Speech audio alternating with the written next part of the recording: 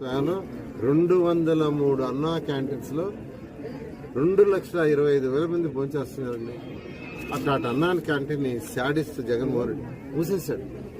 ఎందుకు మూసాడో తెలీదు. మా మీద కోపం ఉండొచ్చు, కానీ రూపాయి చేసి ఉండొచ్చు, కానీ 2 రూపాయలు ఇవ్వమనండి, కానీ ఆయన పేరే పెట్టుకోమనండి. ఒక శాడిస్ట్ కాబట్టి పేదలు నిరుపేదలు కేవలం 5 రూపాయలకే తింటున్నారనేది మర్చిపోయి అసలు ఆలోచన లేదు. అట్లాంటి వ్యక్తి అసలు సీఎంగా పనికిరాడని ఈ రాష్ట్రంలో 175 ఎమ్మెల్యే సీట్లుంటే కేవలం 11 సీట్లకు పర్మిట్ చేసి పక్కన పడేశారు. ఆఖరాకి అపోజిషన్ కూడా పనికిరాని పక్కన పడేశారు. అపోజిషన్ కావాలంటే 10% రావాలి, అవి కూడా రాలా.